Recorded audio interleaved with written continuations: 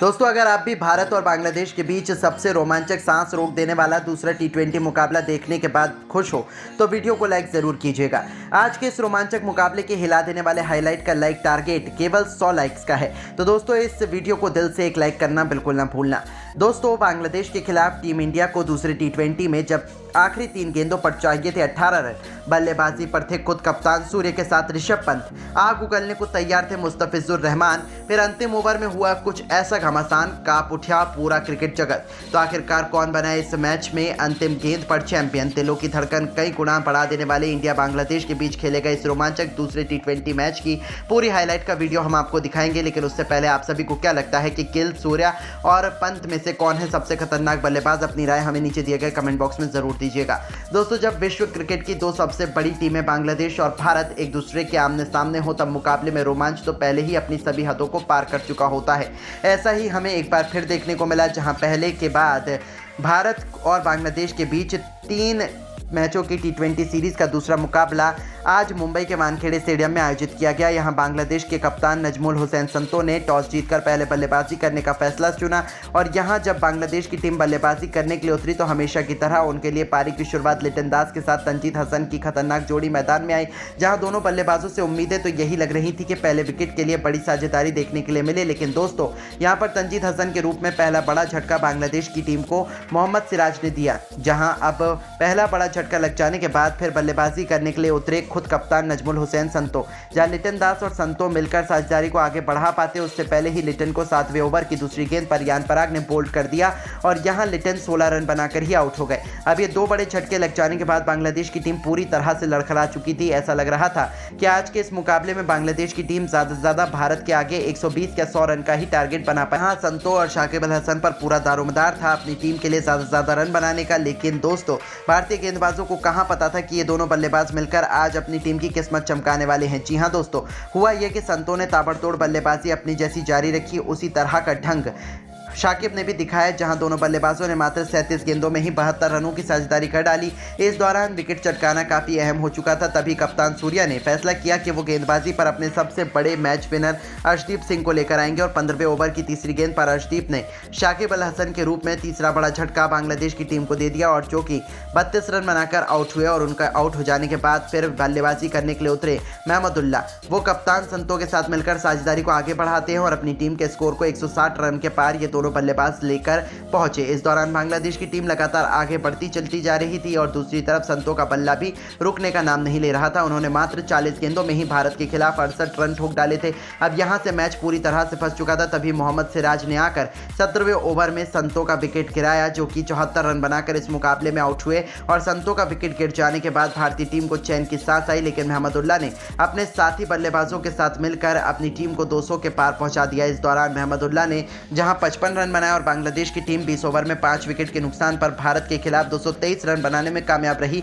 और इस दौरान भारत के लिए सबसे ज्यादा 4 विकेट मोहम्मद सिराज के नाम रहे, तो वहीं एक विकेट रियान पराग और हर्षदीप सिंह के नाम रहे। अब दोस्तों, बारी थी भारतीय बल्लेबाजों की इस मैदान पर कुछ चमत्कार कर दिखाने की। दोस्तों, खराब फॉर्म में चल रहे शुभमन गिल से आज सभी को काफ़ी उम्मीदें थी, लेकिन दोस्तों जब शुभमन गिल और अभिषेक शर्मा ने पारी की शुरुआत की तो आज अभिषेक शर्मा काफ़ी बड़ी गलती कर बैठे। उनके पास मौका था आज बड़ी पारी खेलकर फॉर्म में वापसी करने का। उन्होंने खतरनाक चौका लगाकर शुरुआत भी की, लेकिन वो गेंदबाज के बिछाए जाल में फंस गए और बड़ा छक्का लगाने के चक्कर में फील्डर को अपना आसान सा कैच दे बैठे। वो इस मैच में केवल 4 गेंद पर 11 रन बनाकर आउट हुए। अब दोस्तों, अभिषेक का विकेट गिर जाने के बाद में भारतीय टीम काफ़ी ज़्यादा दबाव में आ चुकी थी। अब अभिषेक जब आउट हुए तो बल्लेबाजी के लिए उतरे खुद कप्तान सूर्या। जहां सूर्या और शुभमन गिल पर हर किसी की निगाहें थी कि ये दोनों बल्लेबाज दूसरे विकेट के लिए कितने रन जोड़ पाते हैं। इस दौरान सब कुछ सही चल रहा था। शाकिब अल हसन के ओवर में सूर्या ने एक के बाद एक लगातार 3 गेंद पर 3 खतरनाक छक्के लगाकर टीम इंडिया को तूफानी रफ्तार से आगे बढ़ाना शुरू कर दिया। दूसरी तरफ गिल का पल्ला दहाड़ रहा था। 6 ओवर में टीम इंडिया ने 68 रन बनाए, तो देखते ही देखते 8 ओवर में भारतीय पारी 90 रनों के पार खड़ी थी। देखते ही देखते इन दोनों खिलाड़ियों के बीच 100 रनों से अधिक की मजबूत पार्टनरशिप हो चुकी थी। दोनों तरफ से दोनों खिलाड़ी केवल चौके और छक्कों से ही बात कर रहे थे। इसी बीच कप्तान सूर्या ने अपनी तूफानी अर्धशतक केवल 30 गेंद गेंदों में ठोक दिया, जो कि टीम इंडिया की जीत के लिए बेहद महत्वपूर्ण माना जा रहा था। इन दोनों ने भारत को मैच में मजबूत स्थिति में लाकर खड़ा कर दिया था, लेकिन दोस्तों शुभमन गिल भी अपनी साझेदारी को ज्यादा देर तक नहीं चला पाए और 49 रन बनाकर वो आउट हो गए। अब पूरी जिम्मेदारी भारत के दो सबसे खतरनाक बल्लेबाज ऋषभ पंत और सूर्य कुमार यादव के मजबूत कंधों पर आ चुकी थी मैच जिताने की, क्योंकि इनके अलावा कोई और बल्लेबाज भारतीय टीम को जिताने का दम नहीं रखता था। अब दोस्तों यहाँ पर ऋषभ पंत ने भी आते ही अपने विस्फोटक अंदाज में एक तरफ से बांग्लादेशी गेंदबाजों की बेरहमी से कुटाई करनी शुरू कर दी। दोनों मिलकर साझेदारी को आगे बढ़ाते हुए अंतिम ओवर तक ले जाते हैं, जहाँ सबसे खास बात तो ये थी कि सूर्य कुमार यादव आज कमाल की लय में नजर आ रहे थे। उन्हें रोक पाना आज किसी के भी बस की बात नहीं थी। यहाँ तक कि ऋषभ पंत भी दूसरी तरफ खड़े खड़े केवल उनकी बैटिंग का आनंद ले रहे थे। उन्होंने सबसे पहले तो मात्र 30 गेंदों में अपना अर्धशतक पूरा किया और अर्धशतक जड़ने के बाद वो अपने शतक की ओर बढ़ चले। इस दौरान अंतिम ओवर तक जब तक मैच पहुंचा तो भारत का मुकाबला जीतने के लिए 6 गेंदों में 21 रनों की दरकार थी। अब स्ट्राइक पर ऋषभ पंत मौजूद थे। बांग्लादेश की तरफ से अंतिम ओवर लेकर आए थे मुस्तफिजुर रहमान। अब यहाँ पहली गेंद मुस्तफिजुर ने यॉर्कर लेंथ पर डाली, जो कि पंत से पूरी तरह से मिस हो गई और कोई रन नहीं मिला। अगली गेंद पर पांड्या ने 2 रन भागे और फिर यहाँ से भारतीय टीम को 4 गेंदों में 19 रनों की दरकार थी। पंत अभी भी स्ट्राइक पर मौजूद थे और दोस्तों ऋषभ पंत इस शॉट लगाने की कोशिश तो बहुत कर रहे थे, लेकिन उनके बल्ले पर गेंद टच ही नहीं हो पा रही थी, जिसके चलते यहाँ बांग्लादेश की टीम पूरी तरह से फुल फॉर्म में आ चुकी थी कि वही इस मुकाबले को जीतेंगे। लेकिन दोस्तों जैसे तैसे करके तीसरी गेंद को लेग साइड की तरफ खेलकर ऋषभ पंत ने 1 रन भाग लिया और अब स्ट्राइक पर आ गए थे हमारे सबसे बेस्ट अभी तक के फिनिशर खुद कप्तान सूर्या, जहां सूर्या को 3 गेंदों पर 3 तूफानी छक्के लगाने थे और तभी भारत की टीम मुकाबला जीत पाती, क्योंकि 3 गेंदों पर 18 रन चाहिए थे भारत को। अब चौथी गेंद पर सूर्या ने सामने की तरफ छक्का जड़ दिया। 5वीं गेंद पर डीप कवर्स के ऊपर से एक और आसमानी छक्का जड़कर सूर्या ने भारतीय टीम को जीत की दहलीज पर पहुंचा दिया। अब एक गेंद शीर्ष मात्र बची हुई थी और मैच जीतने के लिए 6 रन चाहिए थे। सूर्या बखूबी जानते थे कि मुस्तफिजुर वाइड यॉर्कर लेंथ डालने की कोशिश करेंगे और इसलिए सूर्या ने पहले ही अपना आंखें जमा रखी थी और अपने बल्ले का परफेक्ट स्विंग दिखाते हुए उन्होंने डीप मिड विकेट के ऊपर से महेंद्र सिंह धोनी के अंदाज में मैच विनिंग 6 ठोक दिया, जिसके चलते भारतीय टीम के होनहार बल्लेबाज सूर्या ने इस दौरान अपना शतक तो पूरा किया ही, साथ ही साथ 110 रन की पारी उन्होंने खेली और अपने शतक के साथ उन्होंने भारतीय टीम को मैच भी जिता दिया। बाकी इस मुकाबले में ऋषभ पंत के बल्ले से 35 रन निकले। हालांकि दोस्तों हम आपको बता दें कि भारत और बांग्लादेश के बीच खेला गया ये दूसरा T20 से ठीक पहले अभ्यास सत्र का मुकाबला था, जिसमें भारतीय टीम की जीत हुई। बाकी आप सभी की क्या राय है भारतीय टीम की ऐसी बल्लेबाजी और गेंदबाजी को देख लेने के बाद, और आप टीम इंडिया को 10 में से कितने नंबर देना चाहोगे कमेंट करके ज़रूर बताइएगा। और आपको क्या लगता है बांग्लादेश के खिलाफ दूसरे T20 मैच में टीम इंडिया जीतेगी या नहीं? अपनी कीमती राय हमें नीचे दिए गए कमेंट बॉक्स में जरूर दीजिएगा और ऐसी ही शानदार खबरों के लिए हमारे चैनल को जरूर सब्सक्राइब करें। धन्यवाद। बांग्लादेश को खदेड़ने के लिए दिल्ली के मैदान पर कप्तान सूर्य कुमार यादव ने रख दिए अपने कदम। हार्दिक पांड्या, जसप्रीत बुमराह की करवा दी है वापसी। तो आखिर दूसरे T20 में कौन 11 भूखे शेरों के साथ उतर चुके हैं भारतीय कप्तान सूर्य? क्या है बांग्लादेश की प्लेइंग 11 टीम? कहां देख सकते हो आप ये महामुकाबला, वो भी लाइव? साथ ही साथ पिच रिपोर्ट, मौसम का हाल और इस मुकाबले से जुड़ी हर एक लाइव अपडेट, सब कुछ हम आपको इस वीडियो में दिखाने जा रहे हैं।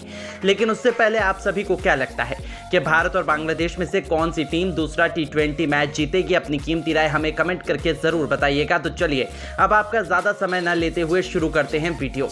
दोस्तों जैसा कि आप सभी तो जानते ही हैं कि भारत और बांग्लादेश 2 चिर प्रतिद्वंदी टीमें हैं और जब भी दोनों टीमें आमने सामने होती हैं तो मुकाबला अपने आप ही बेहद ही रोमांचक बन जाता है। बांग्लादेश मजबूत टीम है, लेकिन पहले T20 मुकाबले में तो उनकी टीम इंडिया के सामने एक न चली, जहां सूर्या की पलटन ने किसी मच्छर की तरह बांग्लादेश की क्रिकेट टीम को मसल कर रख दिया और 1-0 से T20 सीरीज में बढ़त भी बना ली। लेकिन अब यह कारवा इतने में ही रुकने वाला नहीं है। अब भारत और बांग्लादेश के बीच दूसरे T20 का बिगुल बच चुका है। अब बांग्लादेश टीम के कप्तान नजमुल हुसैन संतो कभी नहीं चाहेंगे कि बांग्लादेश की टीम को वो हरवाएं और इसलिए उन्होंने सूर्य कुमार यादव की भारतीय टीम को हराने के लिए पूरा प्रबंध भी कर लिया है। वहीं हम आपको बता दें कि बांग्लादेश और भारत के बीच ये मुकाबला आप सभी को लाइव दिल्ली के मैदान पर खेला जाता हुआ नजर आ रहा है, जहां पर आप सभी इस मुकाबले में एक तरफ सूर्य कुमार यादव को कप्तानी करते हुए देख रहे हो तो दूसरी तरफ नजमुल हुसैन संतो अपनी टीम को संभाल रहे हैं। वहीं अगर बात की जाए मैच के बारे में तो दोस्तों हम आपको बताते चलते हैं कि भारत और बांग्लादेश के बीच ये रोमांचक मुकाबला लाइव अगर आप भी टेलीविजन स्क्रीन पर देखना चाहते हैं तो स्टार स्पोर्ट्स नेटवर्क पर आप सभी इस मुकाबले का आनंद उठा सकते हो। और अगर आपको मुकाबले की ऑनलाइन स्ट्रीमिंग देखनी है तो वो जियो सिनेमा के ऐप को डाउनलोड करना पड़ेगा, जहां आप बिल्कुल मुफ्त में इस मैच का आनंद उठा सकते हैं। इस रोमांचक मुकाबले में सूर्य कुमार यादव बिल्कुल भी नहीं चाहेंगे कि टॉस जीतकर भी वो मुकाबला हारे, इसलिए वो पहले टॉस जीतकर बल्लेबाजी करने का फैसला ही चुने हैं। और दोस्तों, हम आपको बता दें कि एक तरफ सूर्य कुमार यादव पारी की शुरुआत यशस्वी जायसवाल के साथ करेंगे, जहां उन्होंने टॉप ऑर्डर पूरी तरह से बदल दिया है और तीसरे